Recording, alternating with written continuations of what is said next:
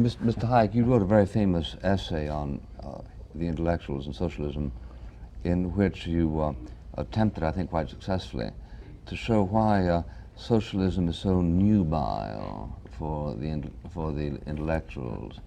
What is that thesis of yours, and do you still defend it? Oh, certainly, yes. Well, it's a very interesting story intellectually. One of the dominant ideas which governs thinking since the 18th century is the idea that we can make everything to our pleasure, that we can design social institutions in their working. Now, that is basically mistaken. Social institutions have never been designed and do much more than we know. They have grown up by a process of selection of the successful without people frequently know why it was successful. That applies to the market. The market is I was going to say most ingenious, but ingenious without having been designed, instrument which enables us to utilize knowledge which is distributed among hundreds of thousands of people. It's an adaptation to thousands of circumstances which nobody ever can know as a whole, and where the prices formed on the market tell the individual what to do and what not to do in the social interest. Now, in order to understand this, you have to know economics. To the naive person who imagines all the distribution of income is determined by somebody deliberately and actively, it seems that if this is the responsibility of a particular guy, this is evidently done very unjustly. The fact is, it's not being done unjustly because we achieve all that we do achieve by having come to agree to play a sort of game in which the game of the market, as I like to call it, in which, because we are utilizing more information, more facts than anybody knows, the outcome for a particular individual is necessarily unpredictable. Now, an outcome which is unpredictable and undesigned by anybody cannot be just as little as the outcome of a game of chance can be a just game. But people resent this, and the people who imagine, oh, it should be possible to design all this, to arrange this, accept the government to do this in a manner that the distribution is just. Now, that is literally impossible, because it would require that all this widely dispersed information about particular facts and particular circumstances and particular gifts can be used and controlled by a central authority. Why couldn't the role of the justice maker come at the end of a process by taking from someone who has more than he needs for the purpose of satisfying somebody who has less than he needs? Because if he knows that part of his income is going to be taken from him, there's no inducement for him to do that particular thing. If I know that if I do a thing which will fetch a very high price, 2/3 of it are being taken from me, and I can do something much more pleasant for 1/3 of the income without paying any income tax, I'm going to do that and not going to do what's most beneficial to society. Well, but in point of fact, a great many people who are taxed at the 2/3 rate continue to be very productive. Well, I doubt whether they are as productive as they could be. All right, but let's say they are less productive than they could be. But how do you answer the question that the demands of justice are perhaps approached after you have permitted a natural distribution of the proceeds through the market mechanism? There are no possible rules of a just distribution in a system where the distribution is not deliberately the result of people bringing it about. I mean, justice is an attribute of individual action. I can be just or unjust towards my fellow man. But the conception of a social justice, to expect from an impersonal process which nobody can control to bring about a just result, is not only a meaningless conception, it's completely impossible. See, everybody talks about social justice, but if you press people to explain to you what they mean by social justice, what they would accept as just, nobody knows.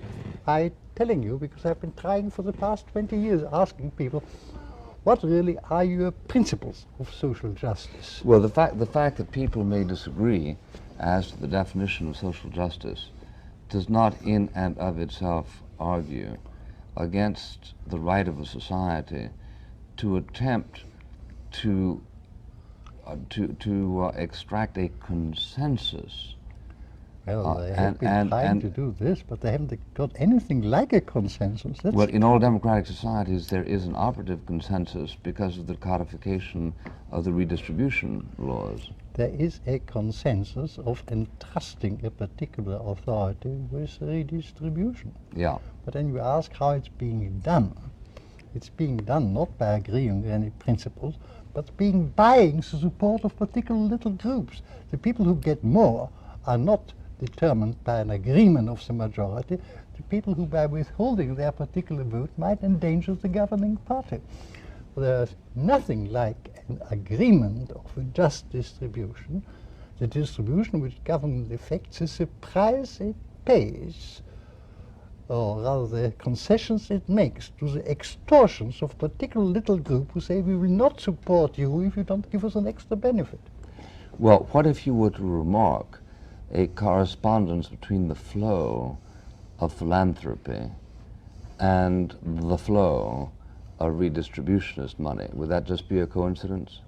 It would be a coincidence. There's nothing like it. Suppose 50% of Mr. Roche's college fund were supplied by individuals and 50% of it was supplied by government. Would you say that there was a natural correspondence between the ideas of justice as screened through the distillery of free minds and as screened through the representative government? See, our possibility of being charitable is limited by the extent of our knowledge of particular people and particular needs.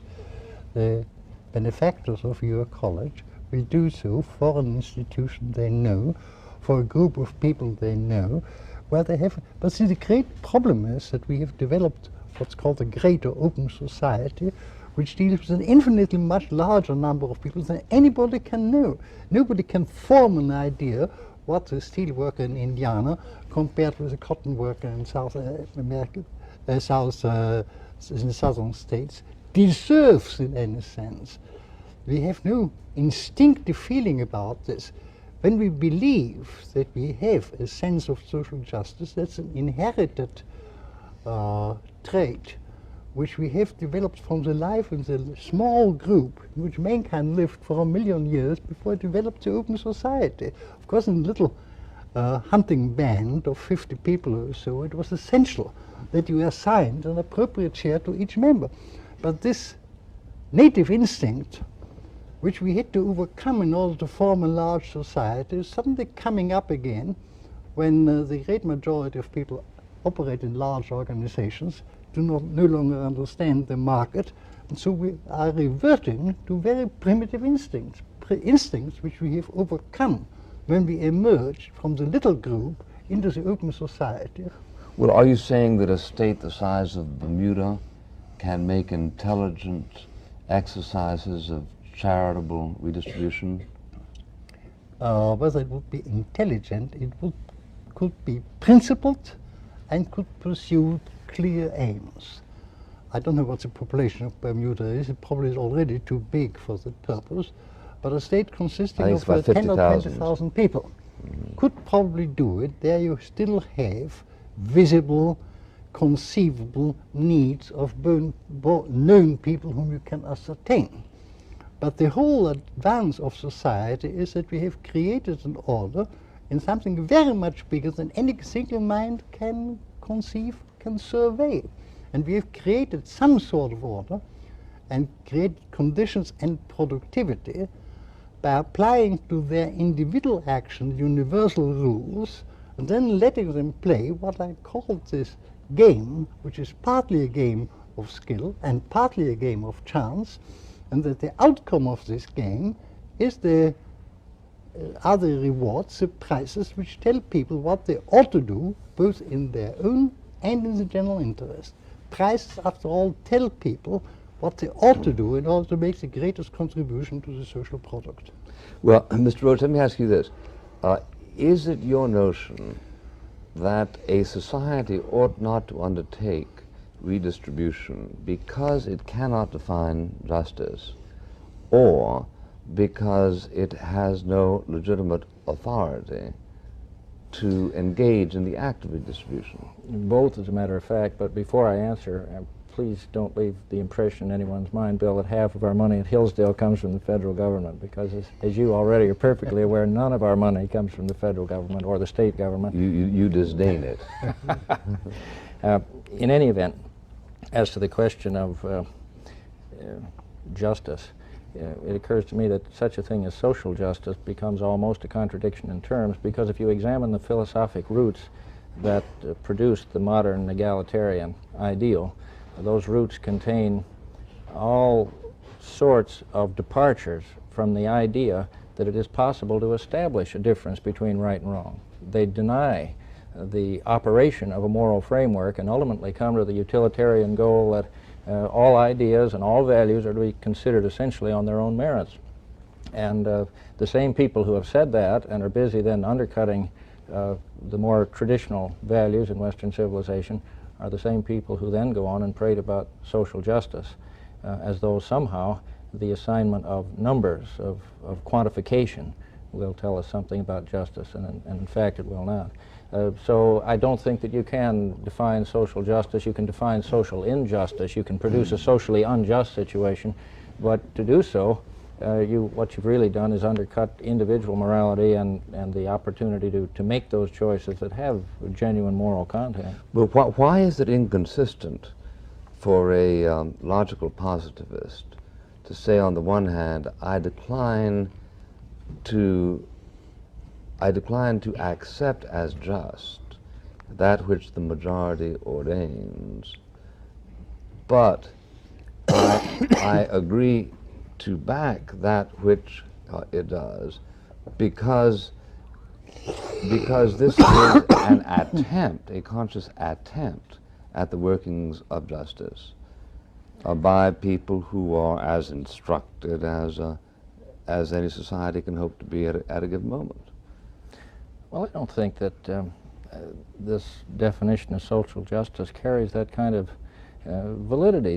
When people begin to talk about justice or a certain kind of definition of right and wrong, it's always a fair question to ask the source of their ideas. And that same man who is so determined to provide this egalitarian wave of the future, that plan for how other people should conduct their affairs, has denied the idea that there can be a source.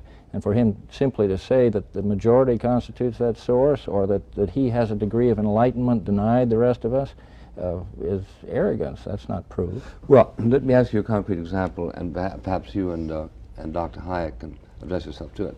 Suppose you have a state in which extreme conditions exist.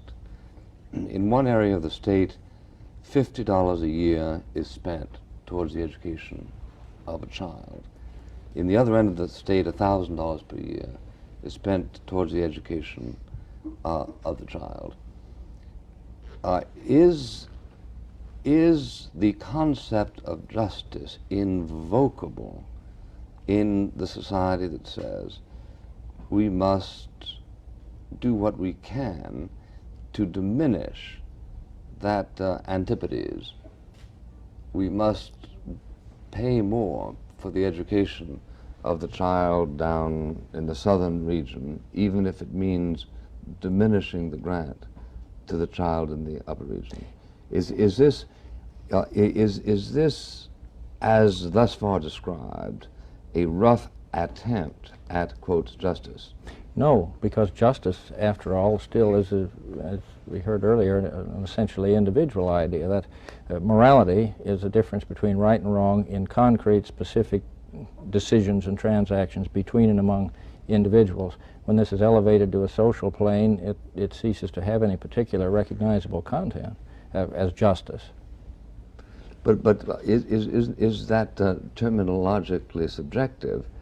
If an individual decides to give succor to a hungry person, why is that different from 10 individuals giving succor to 10 hungry people? Or privately Even and if- individually? No, even if they use the instrumentality of the tribe. Because at that point I become the sucker for them because it's my taxes that accompany theirs. It's fine for you to decide to be charitable. It is not fine for you to be charitable with my resources as opposed to yours. In fact, there's no charity connected with them. Well, this really depends on the rules of society, doesn't it? Well, it raises the question, what is a society? I'm acquainted with your essay that says that no What such is thing a exists. society? I mean, is the fact that the people of Oklahoma and the people of New York find it convenient to have a common system of law and of rules, a justification that the people of Oklahoma can demand that the people of New York, out of their pocket, assist the people of Oklahoma. I mean, it's a question which, once you ask it, you will agree there's nothing like a moral agreement which creates such a right. It's merely the fact, well, where there is the power, and once we have a common state there is a power, it is accepted as legitimate that this power takes out of the pockets of the rich and out of the... now, does it mean that if we have a world government, we can tax the Americans to, our Americans, to 80% of their incomes in order to maintain the Chinese? I mean, that's the same principle applied. That once you have an international government, there would be the international power. You would have to claim that it is perfectly legitimate if that international government decides to tax all Americans to 80% of their income, hand it over to the Chinese, and feed the Chinese. Whatever we may think about desirable future rules of morals, there's no doubt that the existing rules of morals do not justify this. And I would maintain that, in fact, when today the wealthy parts of the United States are heavily taxed in favor of the poorer parts, this is not the result of any moral agreement of the majority of the American people, but solely the effect that whatever party is in power needs the woods of Oklahoma and pays for the woods of Oklahoma at the cost of the people of the wealthier parts, nothing else. Well, but the motivations of the people who pass those laws are not necessarily the motivations of people who are propelled by demagogic pressure, are they? You're not denying disinterested generosity exercised in the legislature, are you? It's an entirely different matter. Disinterested generosity determines voluntary action. But to claim that there is a consensus of the American people which authorizes the legislature to bring about a certain redistribution of income is in fact not true. The American people have never asked about the principles that ought to be applied in this.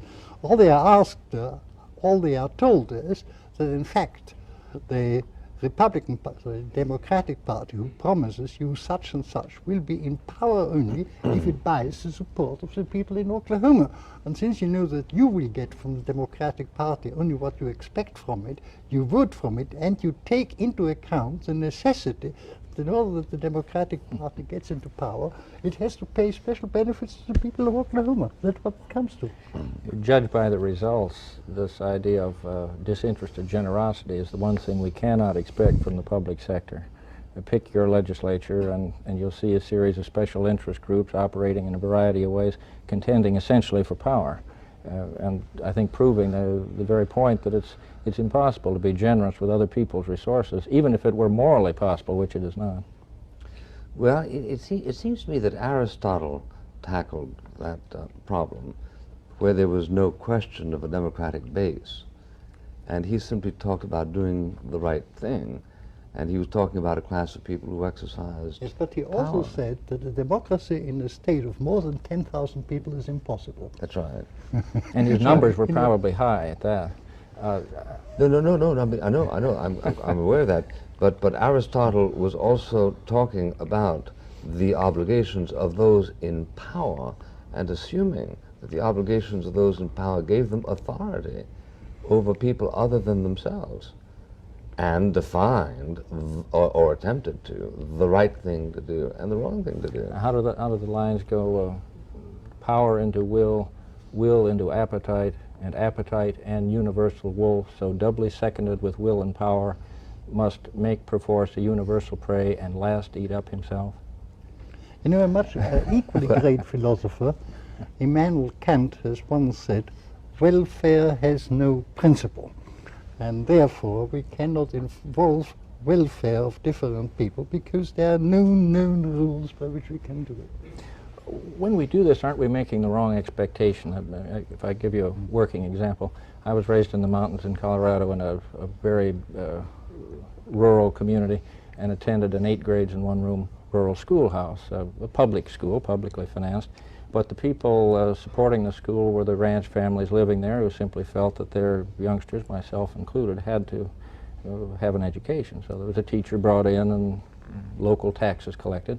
But this was the clearest kind of extension of the responsibility of the parent to do something for the education of his own children. And eventually, of course, what happened in Colorado, what happened all over the country, occurred.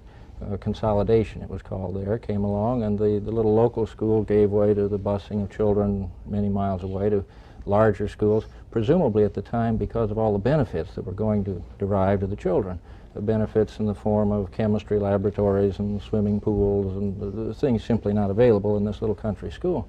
The actuality of that was, of course, while the taxes went up 400 or 500% in intervening years, and the local communities were caused to pay a higher and higher price, that the quality of the education the youngsters were receiving in the larger and larger schools actually became more inferior. The reason being that it was moved further away from the basic responsibility of the individual parent.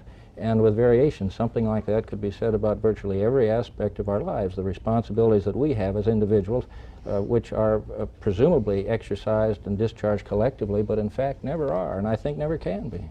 Well, are you saying that the Bronx High School of Science has an inferior record to the local school in New York?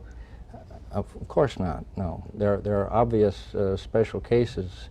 It's possible to subsidize the Vienna Opera House too, but that is not well, I think the exception almost proves the rule. Well, may I comment on this? You know, I'm by birth an Austrian, and I love the Vienna Opera, but whether it's really justifiable to tax 7 million people in order to give 500,000 the chance to have a first-class opera, I'm very doubtful indeed.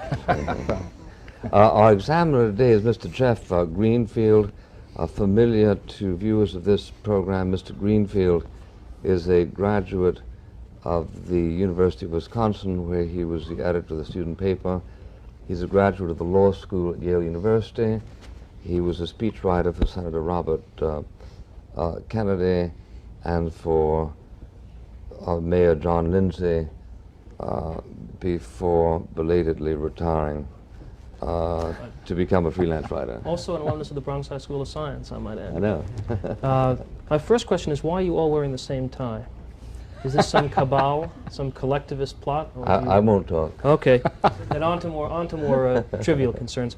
Mr. Roche, let's start with this concept of social justice. If a state within a federal republic, such as ours, were to deny, as they did, citizens the right to vote because of the color of their skins, I would assume you would regard that as an example of injustice. Yes, fine. Permitting federal intervention, even though it perhaps overwhelmed local traditions. Now, it seems to me that there is an easy case where one can define an example of social injustice. And to define social injustice requires a norm from which there is a departure. Hence, one aspect of social justice we could all agree on is skin color is not a legitimate basis on which not to vote. So my question to you, and I suppose also to Professor Hayek, is your skepticism about social justice confined to the sphere of economics, or are you skeptical about any ability to define it? Well, I'm highly skeptical when government extends its authority into areas where it simply is not properly qualified to to judge and where there is no basic definition of how it should be performing. Your example, of course, refers to the political process. Obviously, for the state to determine the conditions under which people should vote is an area where the state must make the rules.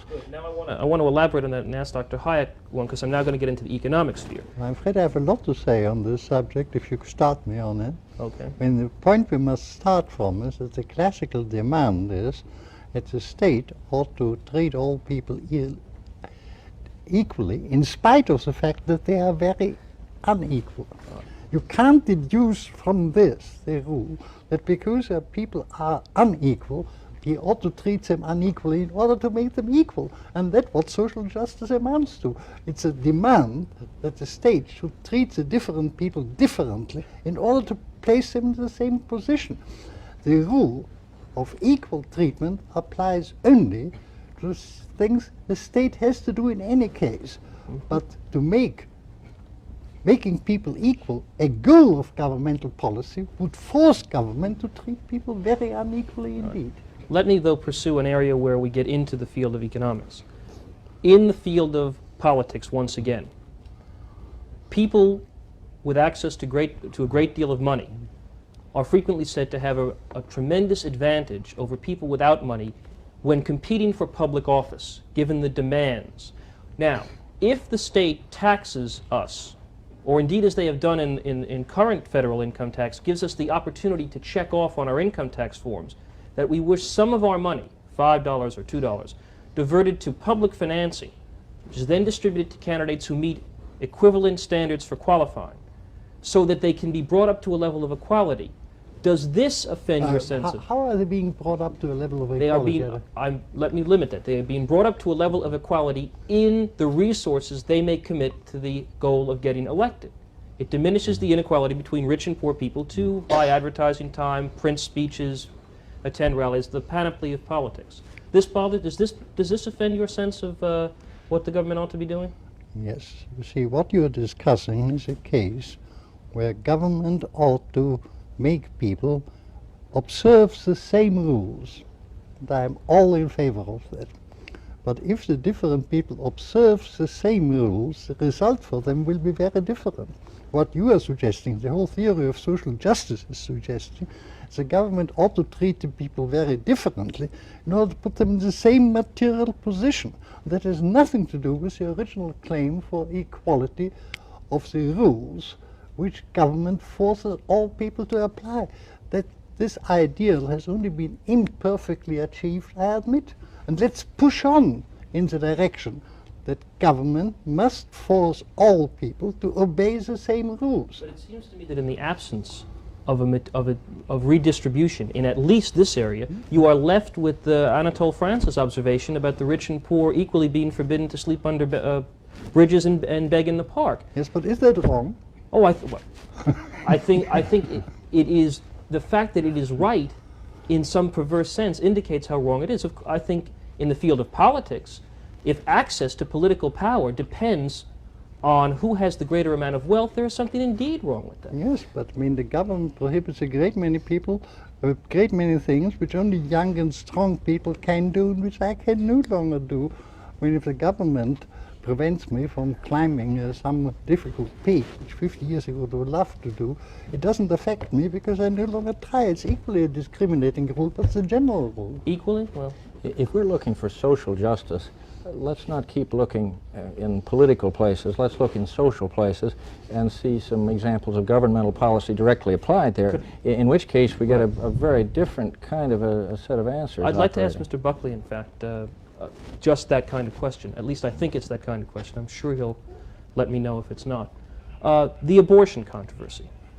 If we assume that the Supreme Court decision will stand, that is to say that the state may not limit abortions in the first 3 months, then does it offend your sense of justice, social or individual or otherwise, that we are now going to say that public money will not be available for this particular medical procedure which has been legitimated at least by the Supreme Court, such that a wealthy person or a middle-class person might terminate a pregnancy and a poor person may not? No, not in the least. because it is in no way to be distinguished from other rights protected by the Supreme Court, which are enjoyed uniquely by those who have the resources to enjoy them. The Supreme Court 15 years ago denied to the State Department the right to withhold a passport. This was a meaningless gesture as far as millions of Americans were concerned who simply didn't have the resources to use a passport to go to the Vienna Opera House. But nevertheless, the finding of the Supreme Court may or may not have been defensible. The notion that the discovery of a right by the Supreme Court is tantamount to the bequeathing of the means is, I think, a mistake that's often made by you types. After what you just said, I would think there would be a little more humility about mistakes. You are saying that in any logical sense, the right to travel or to publish a newspaper or to eat caviar and drink wine or whatever resource is functionally equivalent to the right not to be compelled to carry a fetus to term against a woman's will? Is this the precept? Is this what you have just said? Well, it is everything is subject to caricature. Who was the artist in this case? Mr. Bertrand de Jouvenel, in his book The Ethics of Redistribution, said that it is the height of arrogance, and I agree with him, for anybody to presume to know what deprivations mean to individual people. For an individual who loses his Mona Lisa, let us say, we are simply not in a position to say that he is less anguished than the person who has to sleep under a bridge at night. And I think it's very important for you to meditate that. In fact, if you want to take a few minutes off, you may. No, I must say, I think that statement ought to go absolutely unchallenged. Let it just sit there for a moment for what it is. But let me ask Dr. Hayek another question, which I think gets back to something Mr. Buckley was asking you in his more lucid discussion. The Road to Serfdom, the book that most of us know you for, I think, was particularly eloquent about the dangers or the folly of massive and particular intervention in an administrative sense. At least that's what I recall. What Mr. Buckley, I think, was asking you, what I'd like to pursue is, would a simple redistributive policy on the part of government offend you or make you as concerned as the warnings you raised about a state that was intervening specifically all throughout our lives? In other words, a simple statement, make your money how you see fit. We will take X% of it to heal the wounds of the poor. Is this as dangerous a policy? The answer is very definitely yes, because any redistributive policy requires a discriminating treatment of different people. You cannot, so long as you treat all the people according to the same formal rules, forcing them to act only to observe the same rule, bring about any distribution of incomes. Once you decide that government is entitled to take from some people in order to give it to others, this is automatically discrimination of a kind for which there can be no general rule. They are purely arbitrary. Why isn't the general rule all those in Class A, $20,000 to $30,000 a year, pay X, all those in Class B pay Y, all those in Class C receive X? Why is it not a general rule as opposed to the Well, it road to depends serfdom? Because X doesn't equal Y. The very difficult question how to define a general rule. I mean, after long discussion in jurisprudence, it has come out that the essential point about a general rule is that you cannot predict who will profit from it and who will suffer from it. Any rule where you know beforehand who will be the gainers and who will suffer is in that sense not a general rule. But now, does this fact that it is not a general rule make it nonetheless inadvisable?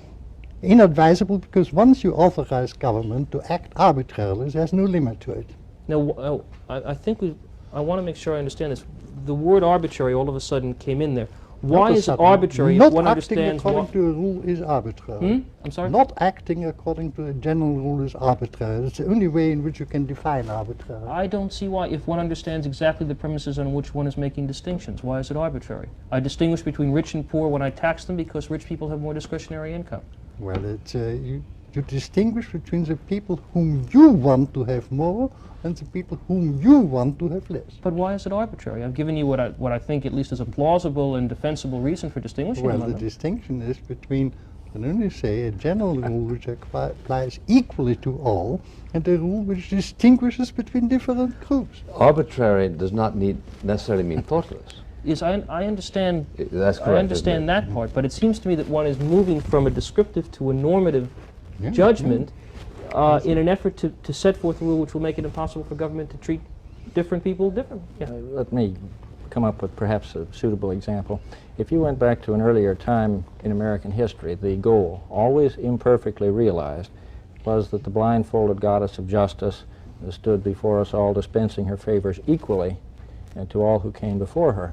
If you take various governmental programs arbitrarily conceived, as Professor Hayek is using the word, take affirmative action in our time. Now we have a law which says, come before the blindfolded goddess of justice, but now she's encouraged to peek, and she says, first tell me your color, tell me your sex, and then I will tell you how we are going to treat you.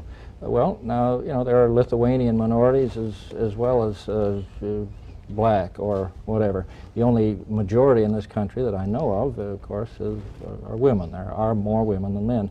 But every other grouping, ethnic or otherwise, into which we can break ourselves turns out to be a series of minority relationships. But and it is highly arbitrary to select some of those to say, these are the people of whom we single out for special Just very treatment, and quickly, these are the people whom we penalize. There's only been one minority in American history that I know of that was legally enslaved. Yes, and it was a legal process which made that possible. Yeah. The enslavement came as the direct result of the state determining the affairs of men. It was arbitrary. Yes. But Would you accept that on your I'm principle? terribly sorry, Dr. Hayek, but we have to say good night. Thank you very much, and thank you, Mr. Roche, and thank you very much, We've Ms. only just Greenfield, and started. thank you, ladies from the Sacred Heart at Yonkers.